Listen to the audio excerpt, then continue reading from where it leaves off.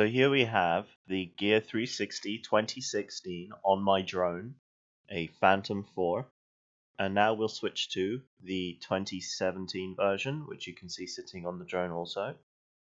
Now we're going to switch over to the photos from the two cameras. Here's the photo from the 2016 version. I've had to shrink this down to fit to the same size as the other camera's photo because it's a higher resolution.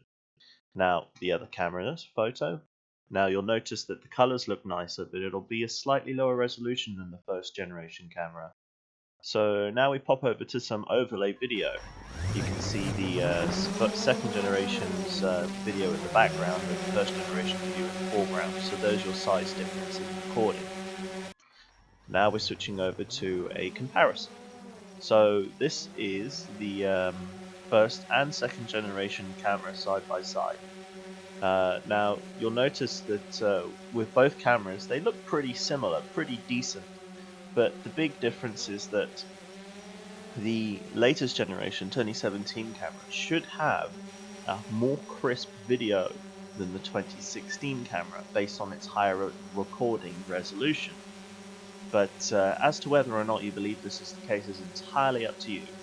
You'll have to ignore the stitching issues. That's just because I've tried to squeeze two 360 videos into one video and go more by the actual quality of the background and the details there. The stitching is entirely just squeezing the two cameras together. So aside from that, there's not much else to say really. Both cameras seem to have their pros and cons. Now, right now the 2016 version supports Google Maps 360 photos, whereas the 2017 version doesn't, so there's another reason you might want to go for the older generation. Aside from that, I'm not really sure what else is different. You know, as I said, the camera photo resolution is higher on the older version, but the video resolution is higher on the new version. So pros and cons. Overall, I'd say I wish that the old version just had that resolution upgrade and that they hadn't fiddled with anything else, because personally I think the older version is overall much more dynamic, compatible and portable. It was more of a thought through process, whereas the newer one seems to sort of just be like, oh, we need to make something for all the cool kids that don't want to carry around a ball because that isn't cool in it. So you've got this weird like elongated thing. But anyway, in a minute you will be switching over to the two cameras videos flashing side by side as I talk about them. So enjoy the video.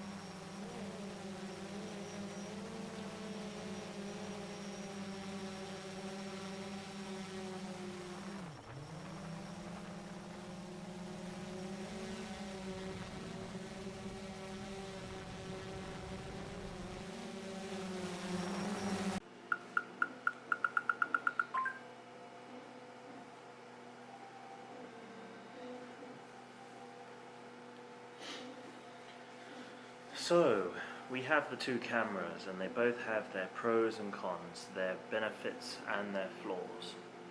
So, the first thing to point out is with the 2016 version actually, it's a golf ball or a tennis ball. It's a very good form factor because you've got your camera and you can attach attachments to it, and you can put anything on that you want and you don't have to worry about the form factor of the camera because it's just so compact and indiscreet.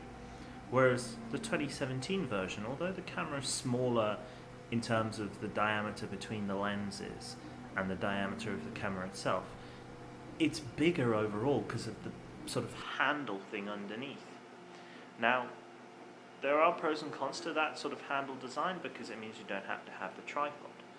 But then the advantage to the tripod was is you could remove it, which you can't do with the 2017 version. That handle is stuck there because it's got all electronics inside it, so you're scuppered to some extent. Other things that truly annoy me are Samsung's inability to release products properly. Like with the S8, where Bixby button suddenly lost the ability to be reformatted to something else because Samsung realized no one wants Bixby. They decided that let's not release the 2017 software for the 2017 camera. And the problem with that is the 2016 software not only will not activate from the license provided to you with the 2017 camera, but it also won't actually render the footage from the 2017 camera if you, for instance, like me, have the 2016 version and try and load the 2017 footage. So how do you find the software to be able to render the 2017 footage on a computer, not on your phone? Well, the answer is you have to go to Reddit, where some useful person has posted the link to download the proper action directive for the 2017 camera.